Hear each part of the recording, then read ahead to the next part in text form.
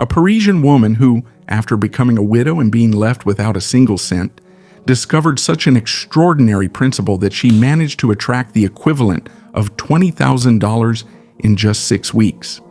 The most surprising thing is that she decided to condense that knowledge into a book so small it fits in the palm of your hand.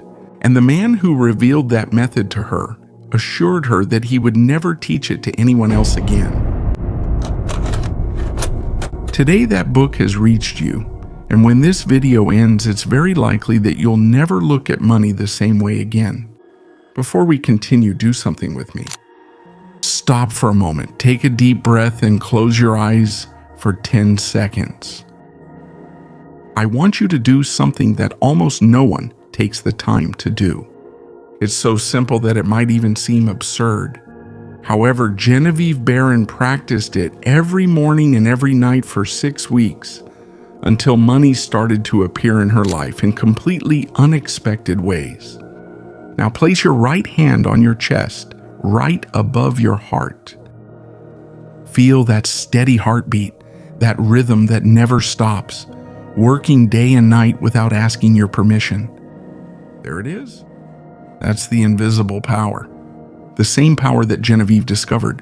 The same one that Thomas Troward passed on to her in a rather unexpected way. The same one that, more than a century later, continues to transform the lives of those who learn to use it. Without opening your eyes yet, repeat these words in your mind. My mind is a center of divine operations. Don't recite them like someone reading a shopping list. Feel them. Let them resonate within you as if you were awakening an ability that was always there, but no one had ever taught you how to activate. Did you notice anything? Even if it was just a slight sensation, that's the first step of the method that Genevieve Behrend left hidden in a book so small that the world almost overlooked it. A book recommended by Bob Proctor, mentioned in The Secret, the most famous movie about manifestation of all time. Originally published in 1921 and read by millions of people, although very few have managed to understand the true message hidden between its pages. Now I want to ask something of you. Write exactly this phrase in the comments. My mind is a center of divine activity. It is done. Do it as if you were signing a commitment to yourself. Because Genevieve claimed that when an idea is stated with conviction, the subconscious mind stops seeing it as a possibility, and it starts to accept it as a reality. And, according to her, every internal reality ends up seeking to express itself in the external world. Write it down before continuing. Because what you're about to learn wasn't born on TikTok. It wasn't from a crash course. Nor was it invented by an Instagram guru with a flawless suit, a perfect smile, and a rented Lamborghini just for the photo. This knowledge is over 100 years old. It was passed down almost in secret, entrusted to just one person, and that person decided to preserve it in one of the smallest, most discreet, and seemingly insignificant books in the entire history of New Thought.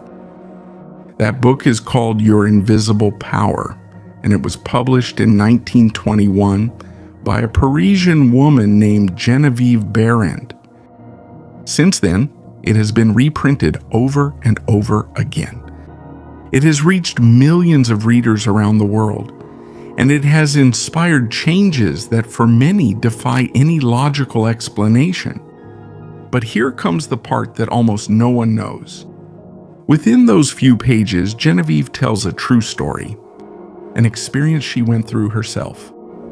A story so surprising, so detailed, and with such precise results that it can forever change the way you understand money and the invisible power that already exists within you. Genevieve Behrend was born in Paris in 1881, the city of light, of art, of beauty. But her story was far from resembling an elegant tale. Tragedy came early. After her husband's death, she was left completely alone, without stability. without the future she had imagined. And yet, instead of giving up, something unexpected happened. Inside her, a question was born that wouldn't let her rest. Is there something more? Is there a hidden force behind visible reality? A law capable of explaining why some people seem to attract abundance while others live trapped in scarcity? Is there a principle as exact as mathematics, but so invisible that mathematics never manages to perceive it? That obsession led him to begin a tireless search. First, he studied Christian Science alongside Mary Baker Eddy, its founder. He learned a lot, but he still felt that a piece of the puzzle was missing. Later, he met Abdul Baha, the son of the founder of the Baha'i faith, and considered by many as one of the great spiritual teachers of his time. He said something to him that would mark the rest of his life. "You will travel the world seeking the truth, and when you find it, you will proclaim it." At that moment, it might have seemed like just an inspiring phrase. Over time, it became a prophecy, and it was fulfilled with surprising accuracy. Until one day, while entering a bookstore, he picked up a book written by Thomas Troward, a retired judge from British India who had dedicated years to investigating a fascinating idea: that the human mind does not work in isolation, but is connected to a universal creative intelligence capable of influencing reality. Thomas Troward was not just any thinker. He was considered one of the brightest minds of his time. In fact, the renowned philosopher William James even said that his lectures were among the most extraordinary philosophical expositions he had ever read. Admiring the clarity, depth, and elegance with which he developed his ideas. When Genevieve began to read his books, she felt that something was awakening inside her. It wasn't an easy read. His texts were deep, demanding, and at times difficult to understand. But each page seemed to speak to her directly, as if she were remembering a truth she had always known and had simply forgotten. So she bought another book, and then another. She studied them with the dedication of someone who's finally found the compass they've sought all their life, until she made a decision that would change her destiny. A decision that separates those who only dream from those who dare to turn those dreams into reality. Because there are people who talk for years about the power of the mind, and there are others who decide to see it for themselves. Genevieve wanted to learn directly from Thomas Troward. Just reading his books wasn't enough for her. She didn't want to just admire him from a distance. She wanted to sit in front of him, listen to him, study under his guidance as his personal student. There was just one small, or rather gigantic, problem. Troward lived in England. She was in the United States, and she didn't have the money needed to travel, to support herself during her stay, or to cover everything involved in fulfilling that dream. She needed to gather the equivalent of $20,000. We're talking about the early 20th century. It was a real fortune, an amount that anyone would have considered completely impossible to obtain. But Genevieve stopped looking at her reality through the eyes of logic. She began to see it through the eyes of conviction. Because those who live only according to what they say they see end up limited by their circumstances. Those who act from faith first transform their inner world, and then they watch how the outside changes. It was then that the method that would change his life was born. Every morning upon waking up, and every night before going to sleep, Genevieve sat in silence. She closed her eyes, and she began a scene that she repeated exactly the same way every day. In her imagination, she counted one by one $21,000 bills. She held them in her hands. She felt their texture. She observed every detail. She arranged them carefully, not with anxiety, not with desperation, but with the serenity of someone who is simply telling something that already belongs to him. That detail changes everything. He wasn't trying to convince himself. He wasn't battling his doubts. He simply inhabited the state of mind of someone who already possesses what he desires. Then he let the scene continue. He saw himself buying the ticket to England. He imagined the huge ocean liner leaving New York. He felt the cold wind hitting his face. He heard the seagulls. He could smell the ocean. And finally, she saw herself arriving at the house of Thomas Troward, where she was welcomed as his student. While she was experiencing it with all her senses, she repeated a phrase she had learned from his writings. "My mind is the center of divine operations." That was all. There were no strange rituals. There were no magical objects, nor secret formulas hidden under lock and key.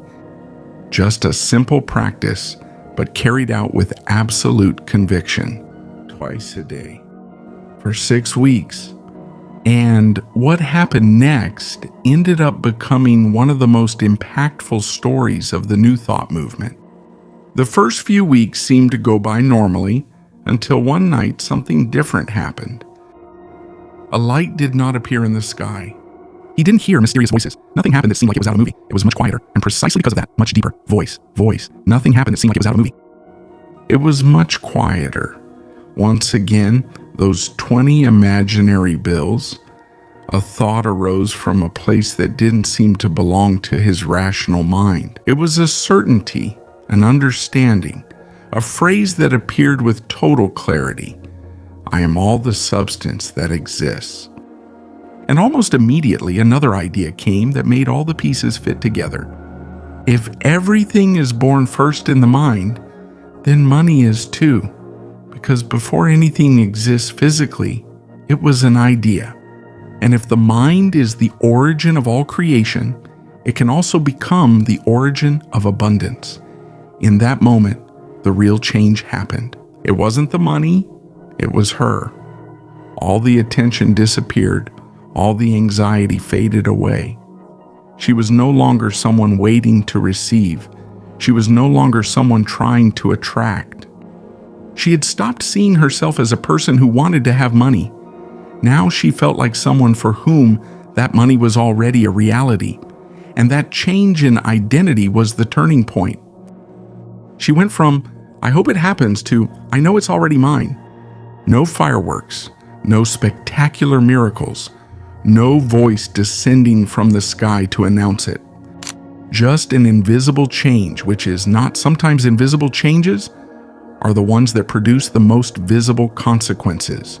The result? Approximately 6 weeks later, Genevieve Behrend had obtained the $20,000 she needed to travel and study with Thomas Troward. It's not a story passed down by word of mouth. It's not a legend. She herself wrote it down in her own testimony. In Chapter 9 of Your Invisible Power, the chapter where Genevieve tells how she managed to attract those $20,000, it has a title that says it all: How I Attracted the $20,000 to Myself. It's not a metaphor. It's not a story made up to inspire, nor a parable with a moral. It's the account of her own experience, told by herself, and turned into one of the most surprising parts of Your Invisible Power. But here's something that almost nobody knows. And that's precisely what makes her method so different from most of the teachings that are around today. When Genevieve arrived in England to meet Thomas Troward, he was already a true reference in the world of New Thought. Thousands of people wanted to learn from him. He was the author who inspired the great teachers of his time. Emmett Fox spoke about his teachings, Joseph Murphy did as well, and decades later, even the movie The Secret would acknowledge the influence of his philosophy from the very beginning of its production. However, there is a fact that completely changes this story. Throughout his entire life, Thomas Troward accepted only one personal student, just one, and that person was Genevieve Behrend. No, it wasn't due to a lack of candidates. He had plenty. The reason was different. Troward was convinced that certain knowledge could not be taught in front of a full audience. They couldn't be summed up in a 2-hour lecture, nor turned into motivational phrases to repeat in front of the mirror while you make coffee. There were principles that could only be passed on to someone who had already shown they were ready to understand them, and Genevieve had proven this even before meeting him. Not with degrees, not with money, not with connections. She did it by applying the principle he taught. He understood that outer reality always follows inner reality. That true change happens first in consciousness, and when that transformation is absolute, the outer world ends up reflecting it. That was the reason why Troward decided to open the doors of his house to him. Between 1912 and 1914, Genevieve studied directly with him for 2 years of private instruction, without intermediaries, without outside interpretations, learning firsthand from the man who had dedicated his life to understanding the laws of the mind. When Thomas Troward passed away in 1916, Genevieve kept all that teaching intact. Without simplified versions, without modifications, without the distortions that usually appear when an idea is passed from one person to another over generations. And it was precisely that knowledge that she decided to preserve in a small book, which, because of its unassuming appearance, almost went unnoticed. Your Invisible Power was published in 1921. It didn't have a spectacular cover. It didn't promise to change your life in 7 days. It didn't have golden letters or phrases designed to catch your attention from a shelf. At first glance, it looked like just another book, but within those few pages was condensed the most important principle that Thomas Troward had shared with his only student. And here's the detail that usually goes unnoticed. The real secret was never a technique. It was never 5 steps, nor a collection of affirmations repeated automatically. It was an understanding, a completely different way of seeing who you really are. Genevieve taught that there is a universal mind, an infinite creative intelligence, from which all form, all experience, and all manifestation arise. But the most revolutionary thing wasn't that idea. What was truly striking was the following. Your mind is not separate from that intelligence. It is an expression of it, the same creative force acting through you. Separation was never real. It only exists as a construct of conditioned thought. That's why, when he wrote the phrase, "My mind is a center of divine operations," he wasn't proposing just a simple positive thought. He was describing, according to his philosophy, the true nature of the human mind, a point from which the creative intelligence of the universe operates, an intelligence that knows no scarcity, that doesn't understand impossibilities, and that can produce extraordinary results when an idea is imprinted with absolute conviction. After returning to New York, Genevieve decided to share everything she had learned. But there's an interesting detail. She didn't found a religion, didn't create a spiritual movement, nor did she gather followers to form some kind of cult around her teachings. She founded a school and called it the School of the Builders. And that name was no coincidence, because she was convinced that this wasn't a matter of blind faith. It was a matter of learning, of practicing, of understanding laws that, according to her, worked with the same precision as the laws of nature. Over time, thousands of people attended her classes, thousands listened to her radio shows, and many began to put those principles into practice. In her own book, she recorded numerous testimonies from people who claimed to have achieved surprising results. Stories that, for those who experienced them, seemed to defy any conventional explanation. One of the most striking was that of a woman who came to see her completely desperate. She had a problem that, according to all predictions, had no solution.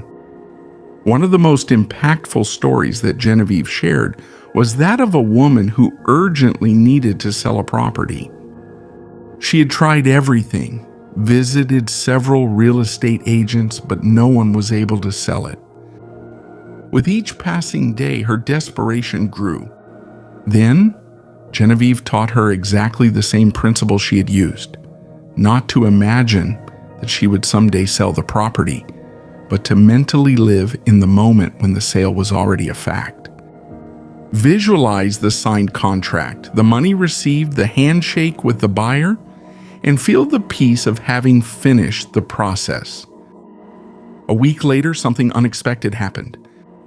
While he was walking down the street, he felt the urge to visit a real estate agency he had never been to before. At first, he ignored it, thinking it didn't make sense, but he decided to trust that intuition and went in. Entró. He spoke with the agent, and he was the one who sold the property really quickly and at the price she was expecting. Genevieve used this case to teach a fundamental idea. Manifestation doesn't always come as you imagine. Many times it first appears as a quiet intuition, a subtle impulse, an idea that seems insignificant. And that's where most people fail, because they're waiting for a spectacular miracle, when the answer usually shows up as a simple decision. That, Genevieve used to say, is the language of the universal mind, silent, natural, and always guiding you along the path of least resistance. Here comes the principle that almost nobody explains.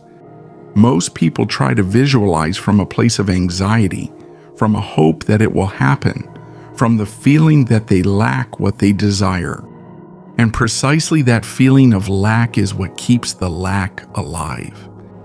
Troward taught Genevieve that the difference is not in imagining harder, but in assuming that it has already happened.